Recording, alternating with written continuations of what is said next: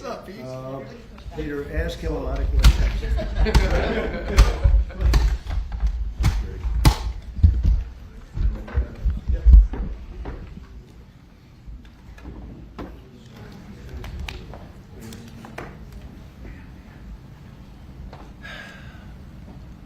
You all set? So it's an honor to have you back. A friend of mine, Kid Rock, sometimes referred to as Bob. I know him as Bob, but he's been a good friend for a long time, many years, and he's been after something that is for the good of a lot of people, including in particular the public, and having to do with ticket sales and scalping and all of the gouging that you have been reading about. That's gotten worse and worse with time. And I didn't know too much about it, but I checked it out, and it is a big problem. And I thought, I think you've been trying to get this done for 20 years or something. He said Trump got it done in 2 weeks. But we came up with a very serious EO, and I'm going to sign it now, and maybe I'll ask you, Will, to explain a little bit about it, please. Of course, sir. So this is an executive order, as you said, that deals with the ticket reselling business. For fans of live entertainment and for entertainers as well, the ticket reselling industry has become a huge issue. These people use bots and computer algorithms to buy up huge blocks of tickets and then jack up the price so that fans of live entertainers like Mr. Ritchie, I almost called him Mr. Rock, don't have access to concerts the way that they should. And when they do, it's at exorbitantly high prices. So what this executive order does, it charges the FTC and the Department of Justice with rigorously enforcing laws on the books in collaboration with state attorneys general that have power over consumer protection and other people who have the power to really crack down on this issue so that entertainers and fans won't be subject to these abusive and oftentimes illegal practices. Good. Thank you very much. Bob, you want to say something? Yeah, anybody it doesn't matter your politics. First off, thank you, Mr. President, because this has happened at lightning speed. I know you I want to make sure Alina Habba gets her credit too, because I know she worked very hard on this, but thank you for making this happen so quick. Anyone who's bought a concert ticket in the last decade, maybe 20 years, no matter what your politics are, knows that it's a conundrum. You buy a ticket for $100, by the time you check out, it's $170. You don't know what you can charge for it, but more importantly, these bots. You know, they come in to get all the good tickets to your favorite shows you want to go to, and then they're relisted immediately for sometimes a 400% or 500% markup. And the artists don't see any of that money. And, you know, ultimately, I think this is a great first step. I would love down the road if there would be some legislation that we could actually put a cap on the resale of tickets. And I'm a capitalist and a deregulation guy, but they've tried this in some places in Europe, and it seems to be the only thing that's us as artists be able to get the tickets into the hands of the fans at the prices we set. I'll be the first one to say, and I know the president doesn't like when I say this, but I'm a little overpaid right now. It's kind of ridiculous. I would rather be, you know, a hero to working class people and have them be able to come attend my shows and give them a fair ticket price. I can't control that right now, so hopefully this is a step to really be able to make that happen. I know a lot of artists and a lot of fans who love concerts and music are going to be very appreciative of you taking this And I action, think sir. Bob is more interested in the fans and the people that are having to pay crazy prices than he is the artist. Maybe the artist a little bit, but the fans a lot. I've spoken to him over the years about it, and it's been, it bothers him. It bothers a lot of other artists too. It does. The artists, and they go out with a $100 ticket and it sells for $2,000 the following night. And they seem to be able to sweep up the best locations too, which is pretty amazing. So They've only enforced that Bots Act one time, I believe. Yeah. A couple years ago in New York City, I think we got a $2 million fine. And that's the only time they've enforced that act. And who's the primary culprit? Who sells these tickets? It's the scalpers. It's these bots go in, and they're automated, so you're in. But is there a company involved? You might know. No. Well, there's reselling markets. Yeah. I think I know, Peter. But that's all right. Don't get them involved. Maybe What company do you think it is? Maybe they're more innocent than we think.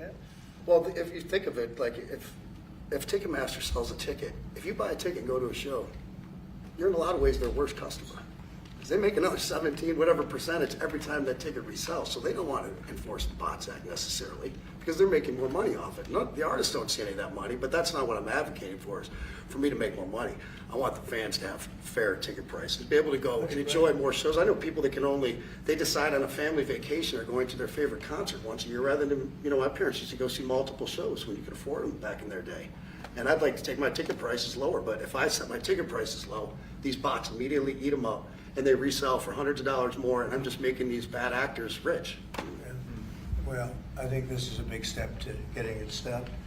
Do you have something, Brian? Yeah, I do actually. I actually feel that the consumer is going to take the money that they've saved and actually buy merch, which you guys have a big percentage of, or do concessions, which you guys split with the venue on that as well. So I think their money We don't goes share from it. concessions a lot. No? Those are, we try to, but they don't want to share it in the beer prices and parking or any of that stuff. But the bottom line is there's money for everyone to be made.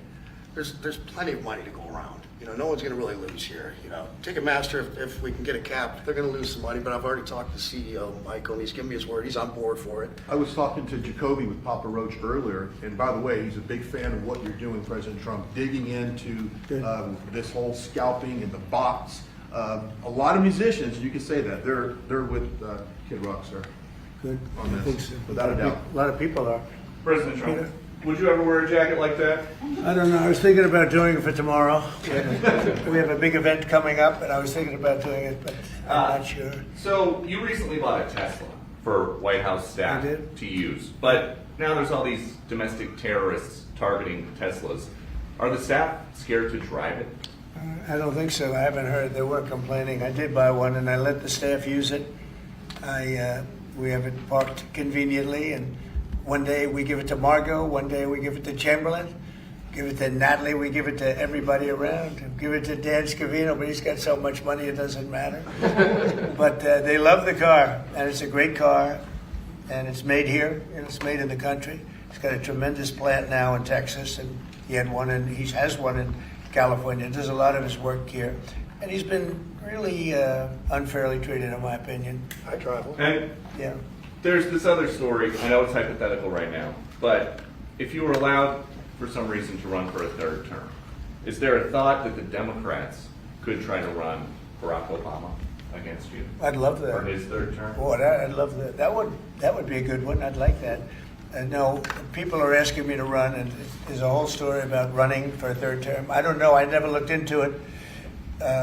They do say there's a way you can do it, but I don't know about that. But I have not looked into it. I want to do a fantastic job. We have 4 years, just about, almost close to 4 years. Time is flying, but it's still close to 4 years, and we're getting a lot of credit for having done a great job in the first almost 100 days.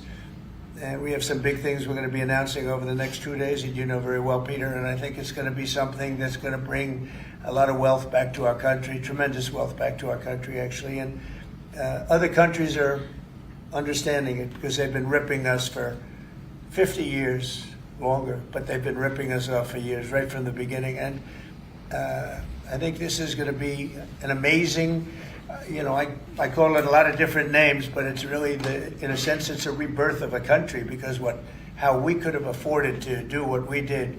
We help everybody, and they don't help us. I really, the term I like best probably is the liberation of America. It's the liberation of this country, because it's incredible. Look, we have 36 trillion in debt for a reason, and that accumulates over a long period of time. So I think what you're going to be seeing over the next couple of days will be very inspiring to a lot of people. They had a lot of auto plants being built in a certain country. I don't want to mention the country because we get along great with the country, but those plants aren't being built there anymore. They gave them up today and yesterday, day before, and they're building them all now in the United States. And we have many examples, not only auto plants, chip companies from Taiwan are coming in. The biggest, Mr. Wei, he's big. I said, you are a smart guy, aren't you? I've been reading about him over the years, but he controls a large portion of the chip business, as you know.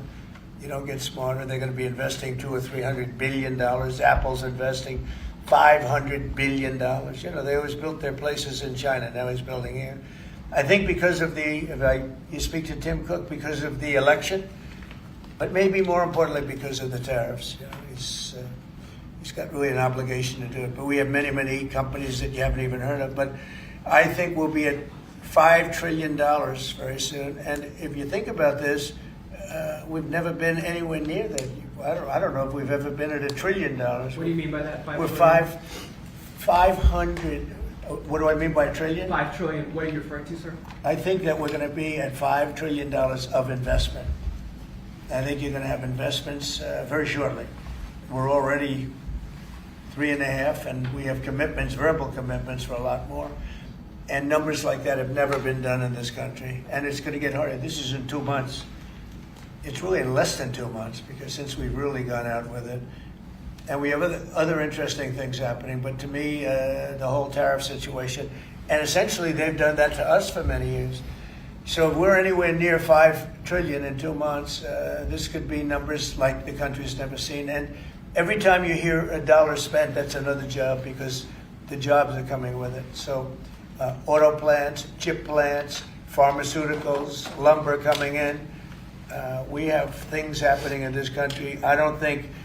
I'm not sure that they've ever seen it. Steel, you know, we have tariffs on steel. They've been here for a while. Steel and aluminum. Nobody's ever seen anything like we're witnessing now. Nobody's ever seen anything. Most of you agree with that. I mean, it's nothing much you can't agree with. We have things happening in terms of jobs and investment, the likes of which I don't think we've ever seen. If you look at, let's say, $4 to $5 trillion in a period of a month and a half, that's even more than you do with your concerts, which are always sold out, right? Nobody's ever seen numbers. And think of it, where Apple's at 500 billion, as I said, but they always used to spend that money in China. Now they're spending it here. That means they're going to build. Now, they don't have any tariffs. Remember, there are no tariffs if you do your product here, if you build whatever it is in the USA. One of the things we're also trying to get is if you buy a car that was built in the USA, you get a deduction on interest. So if you go out and borrow money to buy a car, if it's built in the USA, never been done before, it's a big deduction for people that really aren't used to deductions, frankly, because people that buy cars like that are not big into the world of deductions, and now they're going to learn about deductions. So I think it's going to be great. Yeah. Mr. President, are you going to move ahead with a universal tariff or different individual tariff rates on a whole variety of different? Well, you're going to see in 2 days, which is maybe tomorrow night or probably Wednesday. You're going to see, and they're reciprocal. So whatever they charge us, we charge them, but we're being nicer than they were. We have a lot of countries, friend and foe. I always say friend and foe, but the friend in many cases is worse than the foe. They took advantage of us, and we are going to be very nice by comparison to what they were. The numbers will be lower than what they've been charging us, and in some cases maybe substantially lower, but we sort of have a world obligation perhaps. But we're going to be very nice. Relatively speaking, we're going to be very kind. Mr. President, you met with the chairman. Somebody said that about me the other day. They said, who doesn't know me very well, they said, "You're such a kind person." And I said, "Say that again." They said, "You're a kind person."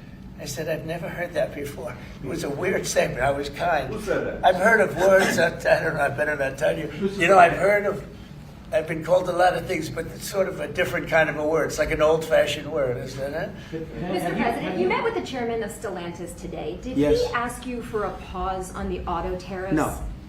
What was that meeting about? Just about some of the problems they have with the environmental, which we're going to clean up. Have any of the automakers... We're going to probably go back to 1920. If you look, we're going to go back probably to a 2020 standard. So we'll have 2020 standard, and that's just a few years ago. Oh, they're making it so difficult all over the world. They're making it. It doesn't mean a damn bit of difference either for the environment. It doesn't matter.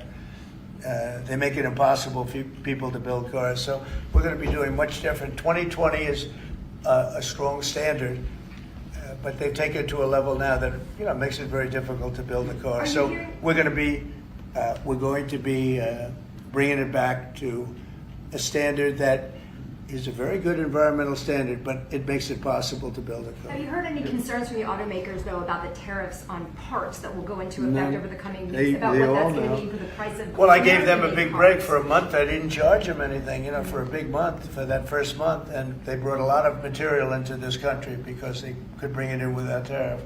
If you look at Canada and Mexico, they were driving hundreds of thousands of cars into the market because they avoid the tariffs by doing it before the tariffs go on, which would be Wednesday. And I looked at I saw some of your shows where cars are lined up for miles and miles. Some of them didn't have fenders on them. Some of them didn't have the roof on yet. They're driving it in brand new. They're driving it in because they want to avoid the tariffs. I let them have that. They sort of took advantage of it because, that wasn't part of the deal, but that's okay. Are there any They're countries- great American car companies, and so I gave them a little break on that. Yeah. Are there any countries that you're not targeting on Wednesday? Well, it depends. I said it's reciprocal. Not everybody has made a fortune, but almost everybody has, but not everybody. And the ones that haven't, we're going to be very nice to them. And on a separate issue, Because that word reciprocal is very important. What they do to us, we do to them. Okay. Can I just ask you briefly on President Putin? You said over the weekend, or indicated over the weekend, some frustration with him. How serious are you about imposing oil sanctions on No, I Russian want oil? to see him make a deal so that we stop Russian soldiers and Ukrainian soldiers and other people from being killed. But mostly it's Russian and Ukrainian soldiers. They're losing at least 2,500 human beings, beautiful human beings, a week. And I want it to stop. And some people would say, why do you worry about Russian soldiers or Ukrainian soldiers? I worry because they're just like you people. They're like us. They're like all of us. And I seem to have an ability to do those things. And if I can do that, I think it's a very worthwhile thing to do. And I think we will. No, I want to make sure that he follows through, and I think he will. I don't want to go secondary tariffs on his oil, but I think, it's something I would do if I thought he wasn't doing the job. I did it with Venezuela, secondary tariffs, and you know what happened? Every boat left the harbor. Did you see that? It was a beautiful thing to see. The whole harbor emptied out. My words weren't even finished, and I have these massive ships. They're actually taking the hoses and dumping them into there. They couldn't get out of there fast enough because they know I don't play games. So I think he's going to live up to what he told me, and I think he's going to fulfill his part of the deal. Now, then you have Zelensky, and hopefully he's going to live up. I see he's trying to renegotiate the rare earth. We did something because, as you know, the Europeans get paid back the money that they gave, and we don't, because Biden is an incompetent president. And he should have asked for rare earth, or he should have asked for the loans to be guaranteed in some form. That's what Europe did. Europe is in for probably $100 billion. And we're in for $350 billion. So we're in for more than 3 times. And now you could make it a little bit less than that, but it doesn't matter, whatever the number. We're in for substantially more than Europe. We could be in for $350 billion. They have no idea because Biden wasn't a good bookkeeper except for himself. And what happens is we made a deal for rare earth. It was all done. And I heard through you, I haven't spoken to them yet, but through you I heard that they're now saying, well, I'll only do that deal if we get into NATO or something to that effect. Well, that was never, number one, discussed. Number two, I think it's going to be long before Putin, they said you're not going into NATO. And it could be, that's probably the reason the war started, actually. We're hours away from a very special election. Wisconsin, Florida. I want to share your thoughts on Republican voters to not sleep on this. Yeah. 2 very important races together. Well, it's a big race, Supreme Court race in Wisconsin. It's taking place essentially as it was early voting, so we'll see what happens. It's a big race. I love Wisconsin. We won Wisconsin. Republicans typically don't do very well in Wisconsin, but I did. I actually won it twice. I actually probably won it 3 times to be exact. We played their son. Not probably. I won it 3 times. We had a rigged election the second time, but that's one of those things. We had to make this one too big to rig. Would you agree with that, Brian? Yes, Too big sir. to rig? Yes, sir. So anyway, but yeah, there's a big race, and I hope you get out and vote for the Republican. The woman is a radical left lunatic, and let's see who wins. But the woman will be very bad. And you know, Wisconsin's a big state politically.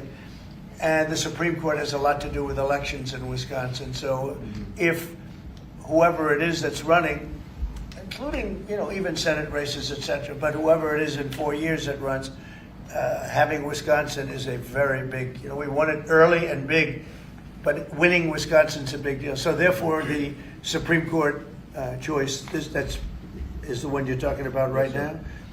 It's a big race. It's going to be announced fairly shortly. President Trump, on TikTok, big week of deadlines. You got Liberation Day and the TikTok deadline. Yeah, this we week. do, which I can extend if I want, but we have a lot of enthusiasm for TikTok for buying it.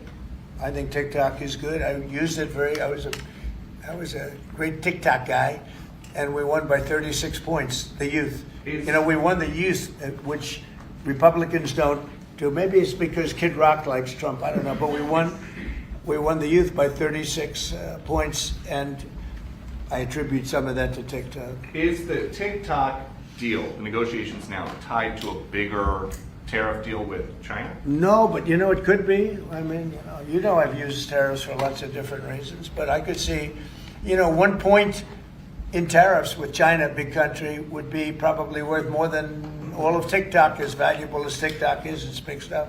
So there's a great example. That's a great question, actually. I'm a very flexible person. I could use that for that. Like, maybe I'll take a couple of points off if I get approvals for something.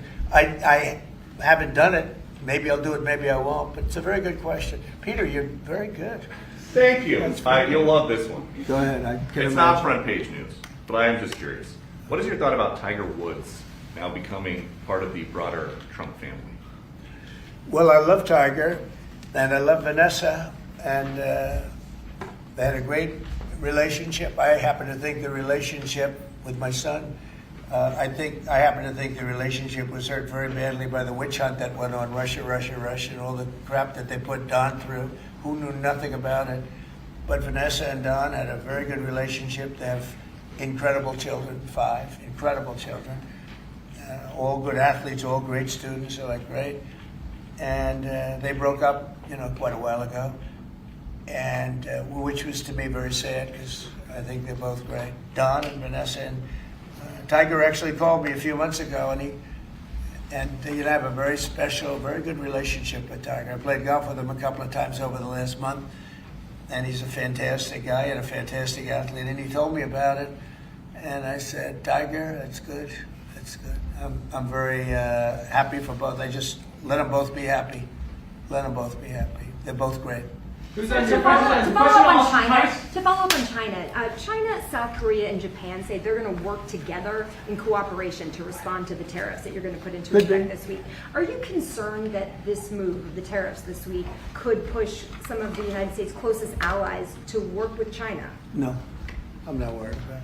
I'm not worried about it. Yeah. Mr. President, can I ask you I about think something? they have a chance of doing better, actually, with the tariffs. It could actually help them in a certain way.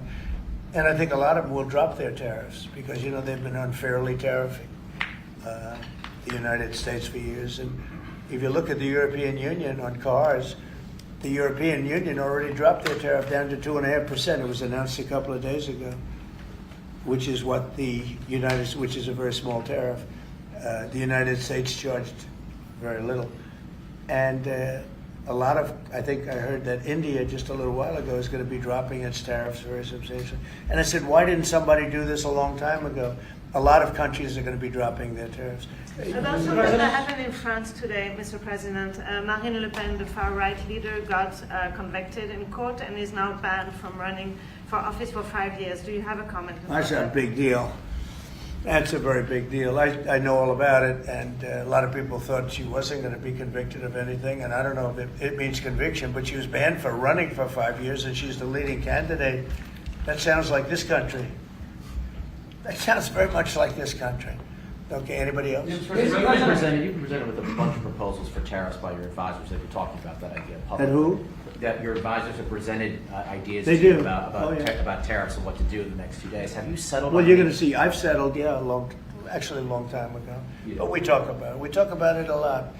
We want to do what's right for the country and even the world. You know, it affects the world, not just this country. This has been the piggy bank for the entire world. So it really does affect the world, and that's important to me also. Yeah. Please, Mr. President, in the past you have said that you want the quick return of Austin Tice, a Marine Corps veteran and a journalist who went missing in Syria over 12 years ago. Yeah. Have efforts been made to locate Austin Tice been extended beyond Syria, including potential leads in Iran? And do you have plans to get in touch with Ms. Deborah Tice, the mother of Mr. Austin Tice, and also at the same time, organizations like Hostage Aid Worldwide have been on the ground in Syria, searching for Austin Tice for many years.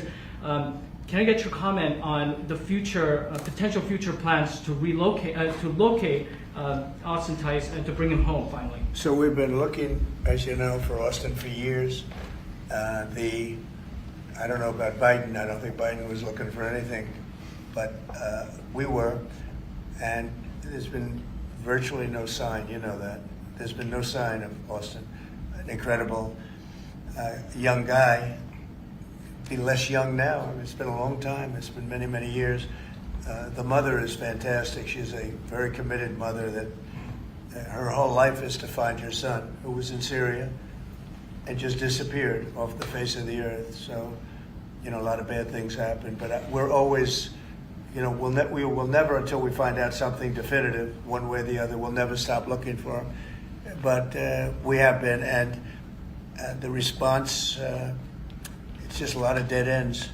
He's been gone for a long time. The problem is there's never been a sighting. You know, sometimes you'll have somebody, you're looking for him, and there's a sighting. There's never been a sighting of Austin, but we are out there, and we have great respect for his family and for his mother. She's been unbelievable. Yeah, Mr. please. President, a question about... No, behind you. Oh, apologize. Yes, you've had outreach with the leaders of Russia and China. You've made an outreach to Iran. When are you going to plan to reach out to North Korea and Kim Jong-un? Anytime in the near future? Well, I do. I have a very good relationship with Kim Jong-un. Now, you people hate to hear that, but it's very important. I got along with him fantastically, as you know. It started off very rough, very nasty. Little rocket man, the whole thing was a nasty deal. And then one day we got a call that they'd like to meet. We met. We have a great relationship. And yeah, we have, there is communication, yeah. Mr. I President, think it's very important. You know, he's a big nuclear nation, and he's a very smart guy. I got to know him very well. Remember, I put my foot across the line, and then I walked across the line. I don't know if Secret Service was thrilled with that. They actually wasn't. They were not too thrilled. But I have a very good relationship with him. Yeah, we'll probably do something at some point. Yeah, please. Jeff. who's on your short list, Mr. President, to replace Elise Stefanik as U.S. Ambassador to the UN? So we have a lot of good people that want it. First of all, Elise is fantastic, and I just don't want to take chances where you guys saying, how is the election going? We have a congressional election that's a little bit close. I guess the one is in good shape, but the other one's a little bit close. But Randy Fine is a great guy. They're both good candidates. They're very good. But it's, you know, a little bit, we want to be careful. And Elise is very popular in her district, and so am I. We won by a lot of points, and so did she. And there's a lot of people that wanted to run for it, but we have no idea, are they going to win? I think it's just security. And I said, Elise, what about going back? Because they love you there, and she's going to take a big leadership position with Mike Johnson and the group, the speaker. And I can tell you that for the replacement, we have a lot of people that have asked about it and would like to do it. David Friedman, Rick Grinnell, and maybe 30 other people. Everyone loves that position. That's a star-making position. And so we'll see what happens. But we have a lot of people that are interested in going to the United Nations, as you can imagine. Yeah. Just want to get a quick music question. Favorite song to play live is what? And then my question for you, Mr. President, your favorite rally you did last year, 2024. What was your favorite one? Favorite song to play live? Yeah, favorite song to play live. Oh, that's a tough one. It'd have to be one of the hits, probably Cowboy or Ball with the Bar. There's a song that I've played every night that was never a singular hit that I probably should not say the words to in this office right now. I think for you, You never met a He does- certain by the person way, like his me. rallies are amazing. He does great and gets big crowds. He's really a star when it comes to that. He is a very talented guy. I would say maybe Madison Square Garden, Yeah. because anybody that was there, the owner of the garden, Jim Dolan, who's, to me, always been terrific. He said this, he's never seen anything like it. We had, when you announce Madison Square Garden, it's a big arena, but we sell out big arenas. We sold out in Milwaukee. We sold out at every big arena. We never had empty seats. It's amazing. They talk about Bernie Sanders gets 2,000 or 3,000 people. Everyone said, these crowds, I get 107,000 people in New Jersey. In Butler, PA, we had over 100,000 the second time. We had 55,000 the first time. We have big crowds. I would say Madison Square Garden, because I grew up in New York and the garden is great. Jim Dolan treated us well, but everybody said because I think I could have filled it up 10 times.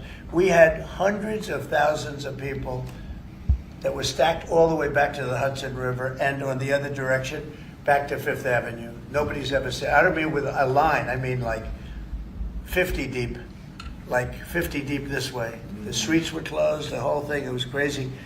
And when you take that, you want to do well at Madison Square Garden. You don't want to have empty seats.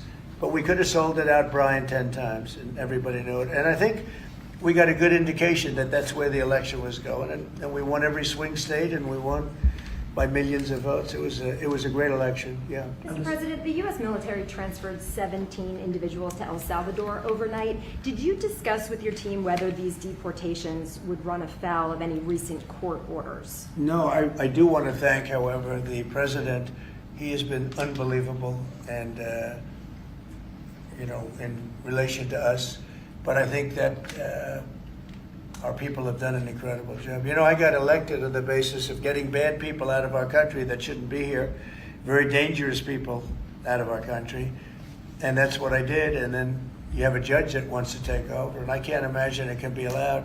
If it was up to him, they'd all be put back in our country. These are killers. These are drug lords. These are really bad people. But I want to thank the president of El Salvador because he's done an amazing job. You saw it. Yeah. Elon Musk's special government tenure is coming to an end, 130 days, I think another month. Yeah. Do you want him to stay longer, or is it time for him to go back to running his companies in Europe? Well, I think he's amazing, but I also think he's got a big company to run, and so at some point he's going to be going back. He wants to. Would you want to keep him around? But I'd keep him as long as I could keep him. He's a very talented guy. I love very smart people. He's very smart, and he's done a good job. Doge has. We found numbers that nobody can even believe, like 400 billion, 500 billion. It could be close to $1 trillion by the time they end on different things. And he's led the charge, and you've seen a lot of his people. And these are people that joined up. I always say they're high IQ people. I like high IQ people. And they've done a great job. No, at some point, Elon's going to want to go back to his company. I will say he's got, despite the way he's been treated, so he's an American patriot, but the way he's been treated with Tesla is just terrible. It's just terrible. Once he goes In fact, back- you have a Tesla. And you love it.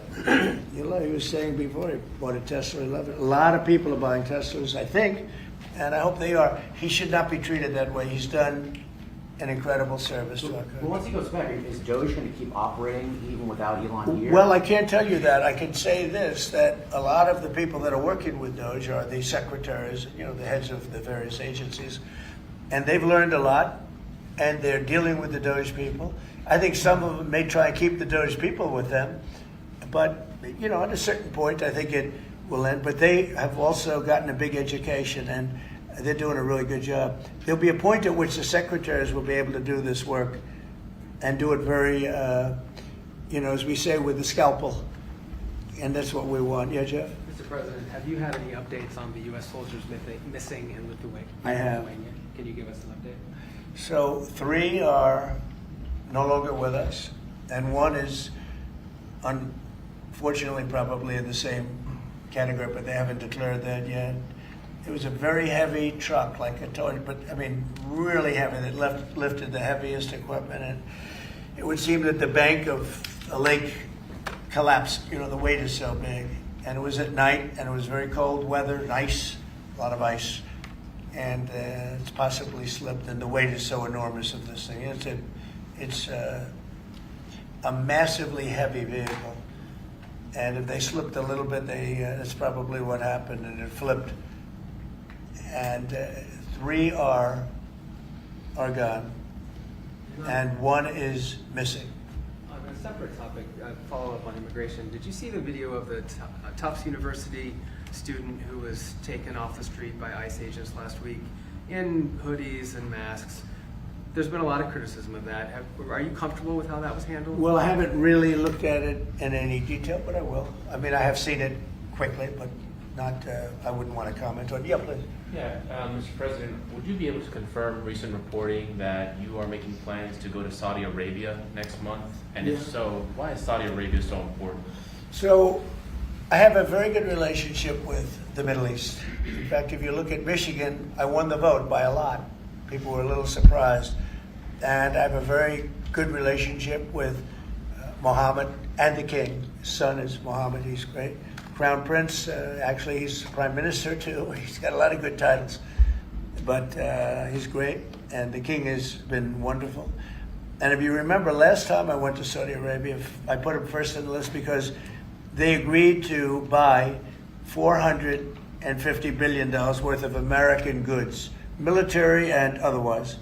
And they did, and it was an unbelievable day. It was in this gorgeous ballroom, and companies were there from many, probably 100 companies, and they were given anywhere from $40 or $50 million to less, and more, actually. Okay, some of them were given numbers that were just many times that amount. I think we had a couple of $20 billion deals, and big stuff. And it's a very rich country because of oil, and we are a very rich country ultimately when we straighten it out because of oil. Oil is always good.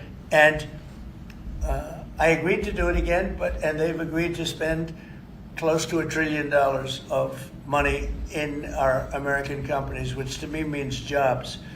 So they're going to spend hundreds of billions of dollars giving them to American companies that are going to be making equipment for Saudi Arabia and other places in the Middle East. And for that, I think it's worth it. I did it last time, $450 billion.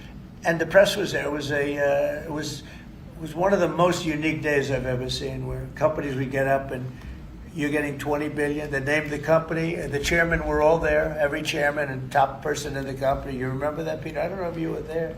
You might be too young for that. I was on the Democratic campaign trail. It was boring. This was a much better deal. But it was amazing, actually. It was an amazing day. We sold and we partook in $450 billion worth of investment into American companies. And they announced the company, the amount of money, $1 billion, $5 billion, $25 billion. And the chairman of the company, many of whom, well-known figures, prestigious figures, great business leaders, they went up, they shook the hand of somebody, and they would sit down, and we just had a big investment made. So it was a record. Nobody ever beat it before. $450 billion worth of jobs. I view it as jobs more than anything else. And now we're close to $1 trillion, so it's more than double the number that we did when I first came to office. And this trip takes place next month. It could be next month, maybe a little bit later, yeah. And we're going to Qatar also. And also we're going to possibly a couple of other countries. UAE is very important. It's a great leader in UAE. And I had his brother here the other night, if you saw that. We had a wonderful guy, a wonderful family. So we'll probably stop at UAE and Qatar, and as I used to call it, Qatar. Nobody's ever told me right or wrong. I always like to say Qatar, but it's Qatar. They like to say Qatar. And Saudi Arabia, the 3 of them, and then we'll go other places also. But in the Middle East, those seem to be the 3. And again, tremendous amounts of jobs will be created that in those 2 or 3 days. Thank you very much, everybody. Thank you. Thank you, press. Thank you, press. Headed out that door right there. Oh, Thanks, press guys. your Thanks, drum. guys. You Wrap it up. signing Thanks, guys. the Thank you guys. Wrap it up. Wait. Well, that was good. Okay, ready, everybody? You better do well with this. He's gonna do it. Make sure everything is nice and clean, right, for your Make industry. America fun Because you're again. not in a clean industry. Hold that up. Okay? Thank you, everybody. Thank you, press. Thank you, gentlemen. press. Everyone. Thank you. This way. Thank you, guys. Thanks, everybody. Thank you. Thank you. Did Biden do news conferences like this, Peter? I don't think. No.